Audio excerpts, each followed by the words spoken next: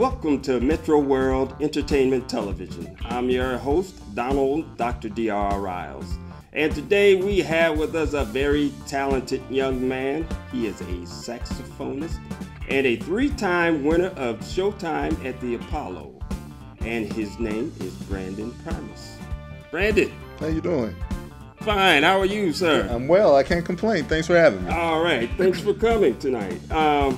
So tell us, how did you get involved with the saxophone? All right. Well, that's a really, really interesting story. My mom, growing up, would play a lot of music that was saxophone driven. James Brown, Earth, Wind and Fire, some Anita Baker stuff. Baker. Kenny G, John Cole, just all this sax driven music, right? And I tried to sing and I couldn't sing. That wasn't happening. That wasn't happening. So I went to Keithville Middle School to the beginning band summit that they had. And I walked in and the band director was playing some Coltrane music. And I heard it. I said, I want to play tenor saxophone. And right there on the spot, he asked me, he said, so you want to play jazz, huh? And I was bashful. Everybody's looking at me, Right. But I said, yeah, and it's been history ever since. All right. So do you play any other instruments besides the saxophone? I do. I play piano. Was actually my first instrument. Okay. That was the first instrument I ever learned, and then I developed the skill level to play saxophone. All right. Yeah. You said you developed the skill level. I understand that the saxophone is like one of the most difficult instruments to play.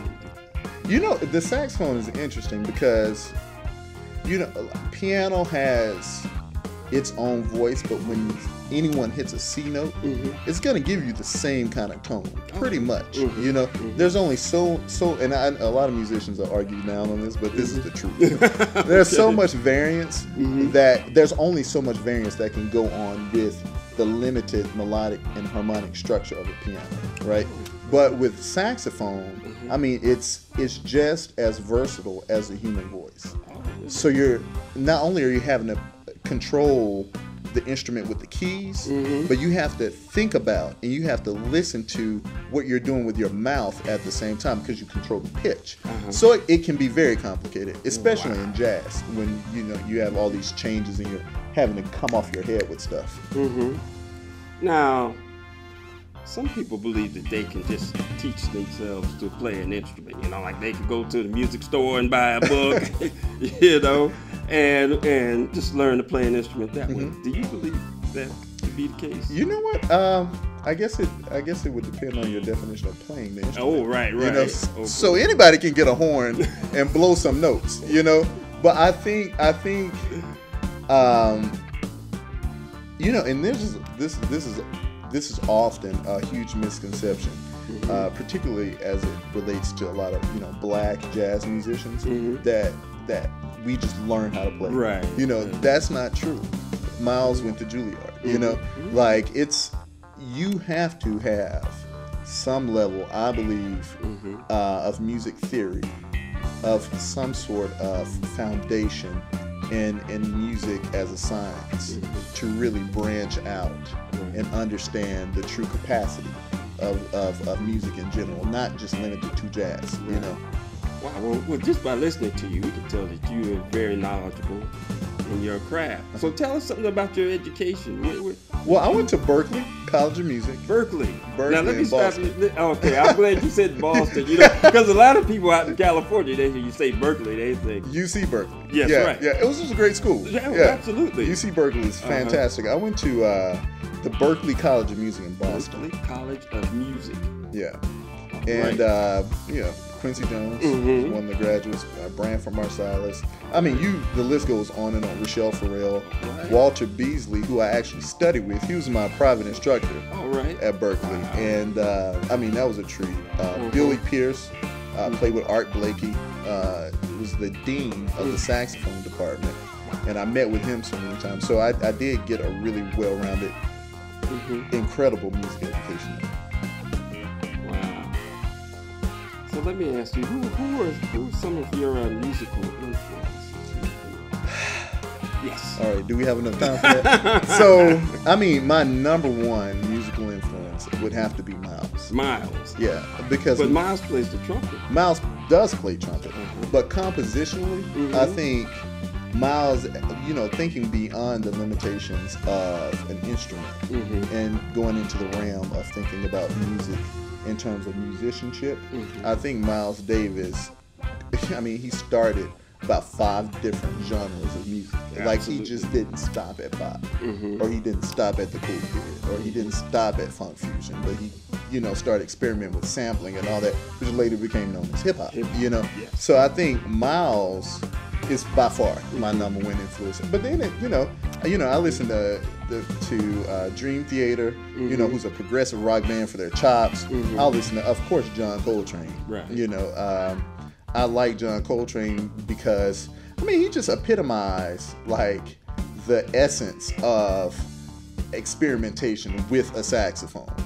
I mean, he just pushed it to the limits. Oh, he sure did. And I do like, the more new contemporary jazz artists. I think Kenny G has some good stuff. Right. I like some of his compositions, that kind of thing. Boney James is another good guy. Gerald Albright plays the keys off the horn. That's and he's also a phenomenal bass player. And those are a couple of my favorites. Now it's quite apparent that you really love jazz, but I'm just wondering, you're such a young guy. Why not some soul, some R&B, and funk? Yeah, well, you know what? I like it all. You like it all? I like what you call good music. You know what I mean? I know that's subjective, but I like jazz. I love hip hop. I love the roots.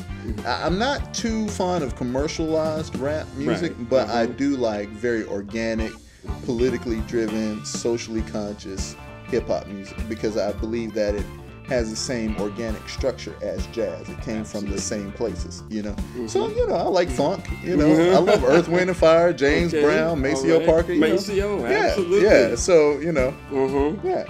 Now, a number of years ago, I don't know if you know this jazz album, but it was called Jazz is Dead. Okay. Okay.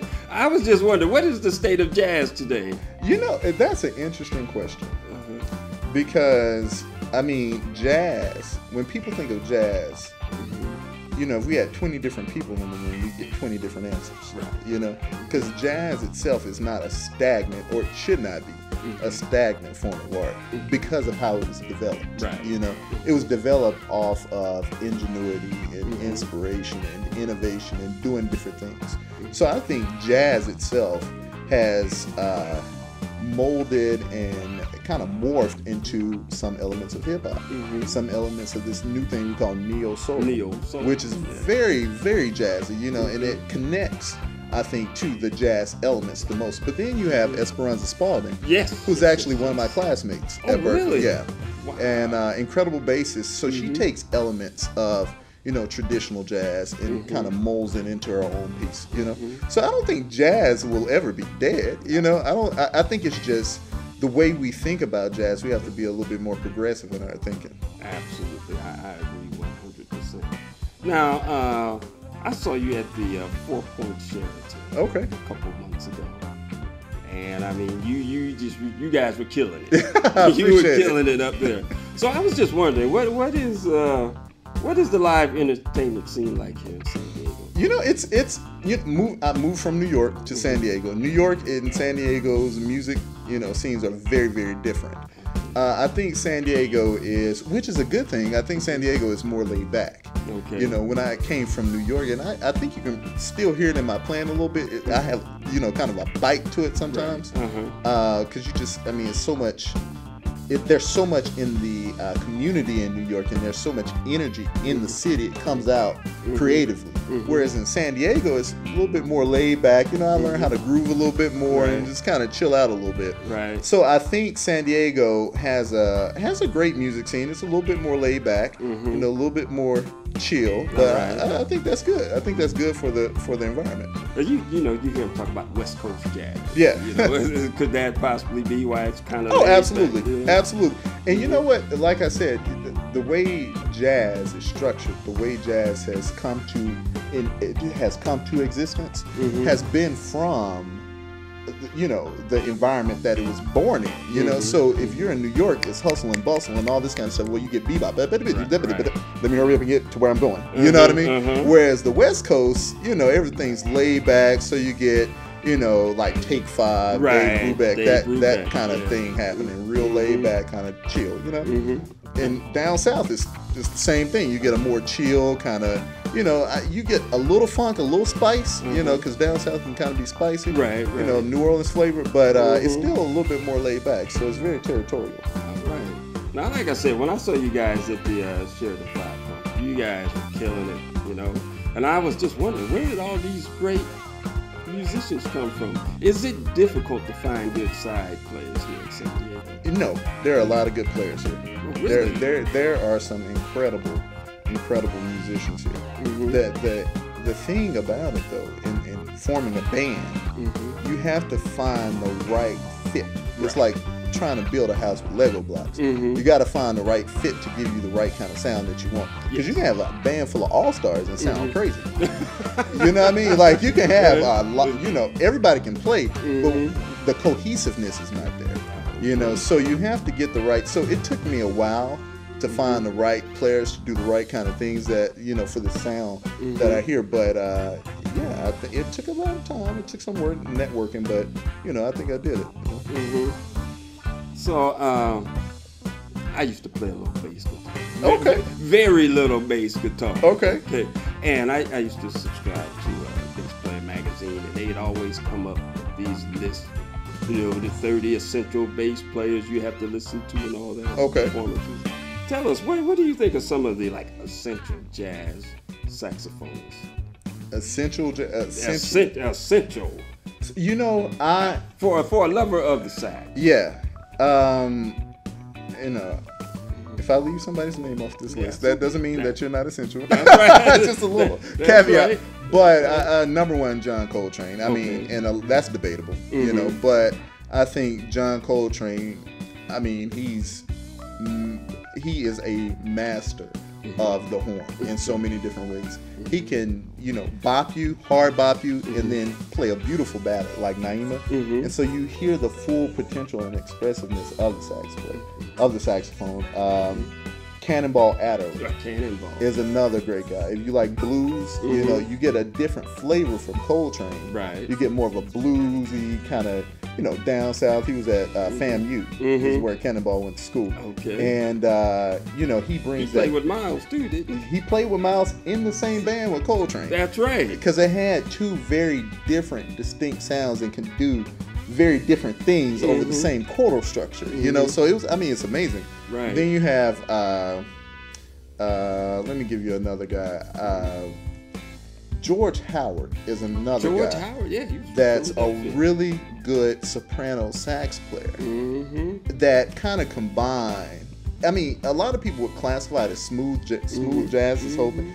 But the way he approached the music, he approached it from a very traditional jazz kind of place. A lot of good mechanical devices, and I think another contemporary saxophonist would be Kenny Garrett. I don't know if you've ever heard of him, but oh my God, he's a beast. It's amazing.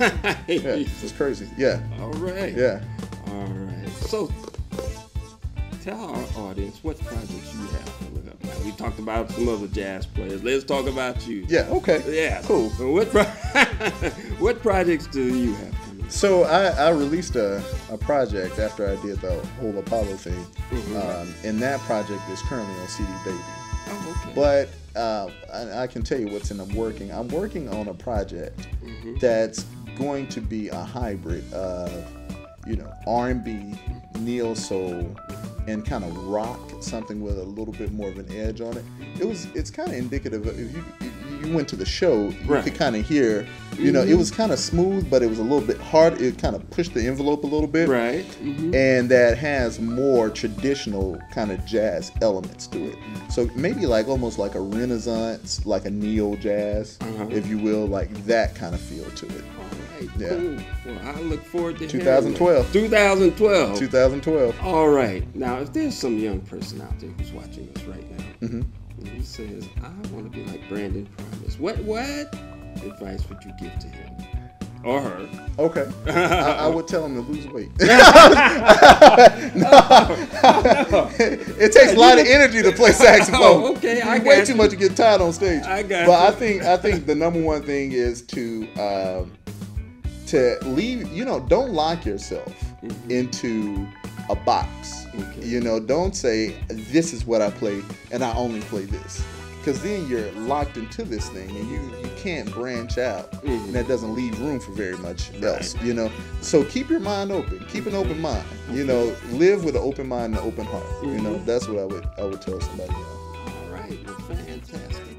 Well, Brandon, I want to thank you for stopping by. Well, thank you for having me. Yes, sir. We're going to have you come back again because I want to get into the showtime at the Apollo. I want to hear about it. Let's talk about it. Yes, sir. It's a bunch of laughs. I'm sure it is. So this is saxophonist Brandon Primus.